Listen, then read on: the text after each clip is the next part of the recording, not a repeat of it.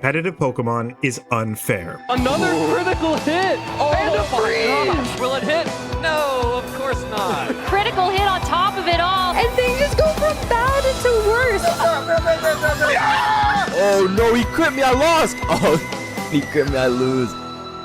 This is certainly a claim I could make, and maybe one that I would make if I were less experienced with the game, or had just lost a game to getting paralyzed a ton of turns in a row, but it feels shaky at best. What does unfair even mean in this context? Who is it unfair to? Over the course of this video, I'm going to build out this claim, support and combat it, and give you an answer as to whether or not Pokemon is unfair. First, let's define unfair. There's a rather infamous post within the competitive Pokemon sphere that puts it rather well. Unfortunate doesn't begin to describe my series. This game rewards blind luck and nothing else. My preparation was superior. My play was superior. And I lost. So I don't see a reason to continue engaging in an activity where what is within my control is overwhelmingly outweighed by what is not. Essentially, the game is unfair because a player who is performing better than another can lose based on nothing but luck. For something to feel unfair, it also needs to be decently unlikely. The game isn't unfair because a 90% accurate move hits. That's what people can expect to happen. But this doesn't mean that anything unlikely occurring is immediately unfair. Imagine a scenario where a Pokemon crits 3 attacks in a row, which has odds of 1 in 13,824. This is unlikely, but you don't know if it feels unfair yet. It probably feels unfair to you right now because you're associating it with a scenario where they needed all 3 of those crits to win the game or to pick up some KOs. But if all of those crits happen on moves that already had guaranteed KOs, then it doesn't feel unfair anymore. There is something else at play which is less quantifiable that makes things feel unfair. In order for something to feel unfair, it needs to have an effect on the outcome of the turn or the game, which actually isn't that uncommon. One of the reasons RNG in Pokemon can be so brutal is because of the effect it has on the action economy. Action economy is a term that I learned from the tabletop RPG space, which essentially describes the amount of turns one side gets versus the other. Many effects such as paralysis, confusion, flinch, or freeze have the ability to take away a Pokemon's turn. Losing a Pokemon's turn to one of these effects is potentially devastating and can easily cause a player to lose a game they otherwise would have won, especially if a Pokemon loses multiple turns within a short span, as it skews the action economy in favor of the other player. Compare this to Burn, where the Pokemon can always move, but is severely weakened if they are a physical attacker. Burn can also cause a player to lose a game, but it's not up to RNG. Both players know exactly what to expect from a Burn Pokemon, but for other effects, that just is not the case. Alright, compounding these things on top of each other turn over turn isn't all that likely to occur. So can we really call the game unfair when in the grand scheme of things, great players are still going to perform better than worse players? If you've taken a statistics class, you're probably familiar with the law of large numbers. The law of large numbers is a law that can be boiled down to the larger your sample size, the higher your likelihood that those results will reflect the true rate. For example, let's say we're rolling a d6.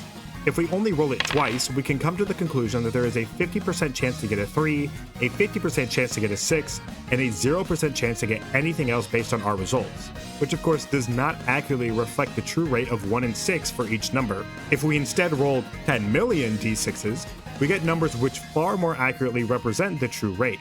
If we apply this to Pokemon, we will see results that more or less reflect the reliability of different moves over the course of a tournament or regulation. For example, back in Regulation C, Ting Lu commonly ran Fissure, a move that has a 30% chance to hit and always results in a KO if it does. Fissure and other one-hit KO moves are considered to be generally uncompetitive because Pokemon is a game about strategic positioning and resource management, but a move that has a 30% chance to one-shot a Pokemon disregards those axioms from which the core of competitive Pokemon is built and substitutes it with RNG. I don't like it, I don't respect it. Given that Oka moves only have a 30% chance to do something on a given turn, they are inconsistent at best, and most of the time are fortunately pretty bad in the given meta. By the end of Regulation C, most Ting Lu that were actually winning or top-cutting tournaments dropped Fissure for a more consistently useful move like Sand Tomb or Rock Tomb. The law of large numbers dictates that the more players click Fissure, the closer the end results would reflect a Pokemon doing nothing 70% of the time, causing the strategy to fall off at the highest level.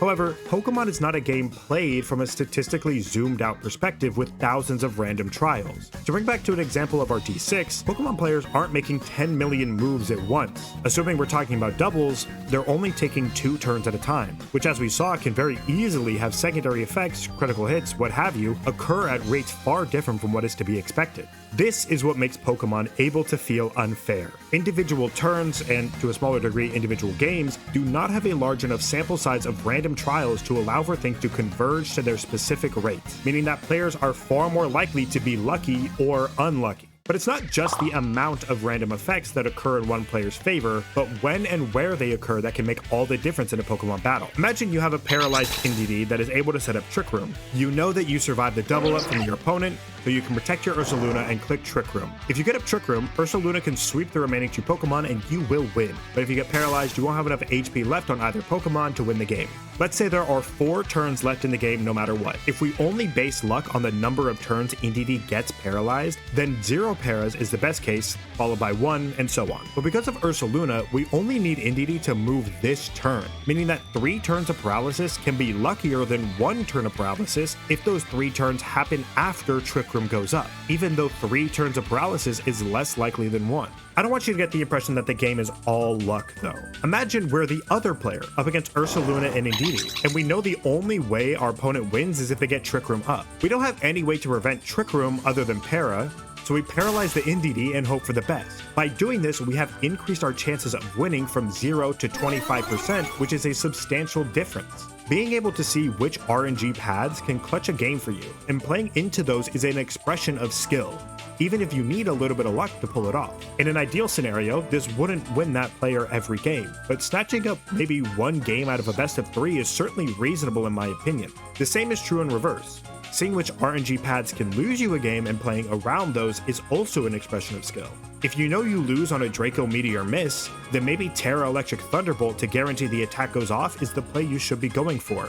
This is such an important skill to have that if you have a guaranteed win and you open yourself up to being crit or missing a move, that even though those things are pretty unlikely, you kinda deserve that bad RNG if it comes your way. When good Pokemon players lose to bad luck, they will get frustrated in the moment. Sure, that's just human, but they will also analyze their play to see if there was any way they could have prevented that bad luck from being introduced into the game. An important thing to understand is just because you have made the game more likely for you to win doesn't mean you entirely deserve the win either. If your opponent has brought you to a state where it comes down to 1 flinch, crit, or miss, you probably have had a pretty even game up until that point. So it's not completely unreasonable for them to have a small but definitely notable chance to come back and win the game. But there also exist cases of players succumbing to RNG that they couldn't have reasonably accounted for. Freeze is an excellent example of this, as it isn't that likely to occur, and the only way to play around it is to be an ice type, run Aspire or Lumberry, or just not get hit by freezing attacks. If you try to avoid freeze too much by running Terra Ice, you give up a valuable resource on your team for something that isn't all that common. But if you don't account for it and you get frozen, the effects are devastating on your team and swing things very much in your opponent's favor, at least for a little bit. There is one part of competitive Pokemon that is entirely fair: team building. Okay, it's not really fair for Game Freak to make players reset for low IV Pokemon rather than letting us lower IVs after catch, but that's a topic for another day. When team building, players can actually factor in the law of large numbers. They know over the course of a tournament run that they will end up missing a move even if it is 90% accurate, and are able to make that choice for themselves. They can pick Dragon Pulse over Draco Meteor or Flamethrower over Fire Blast and trade damage for reliability. Players can EV train their Pokemon to specifically survive certain moves regardless of damage rolls or if they proc secondary effects like Burn or Poison. His spreads are out of this world. This isn't entirely foolproof, as crits exist, and sometimes you can't afford to trade off damage for accuracy, but there is a lot of RNG management that goes into team building. If you're able to cover matchups your team needs to cover without introducing more RNG, then that is a marker of skill compared to someone who struggles to do so. All being said, is competitive Pokemon unfair? By the definition of unfair that we've laid out, it definitely is in some cases. There are certainly games that go to players who wouldn't have otherwise won if they didn't get lucky, but the game is influenced much more majorly by factors like game plans and team building. If the possibility for this to happen makes you think the game is unfair, then fair enough.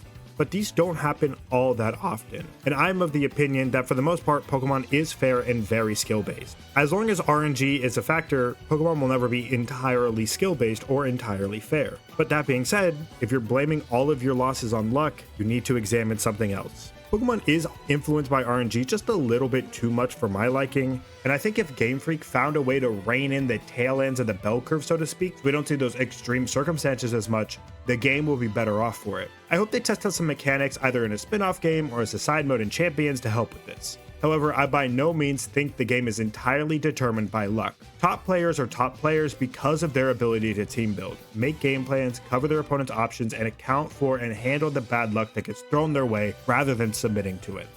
And that's it. Thank you very much for watching. If you enjoyed this video, I would appreciate it if you would subscribe to the channel and leave a like on this video.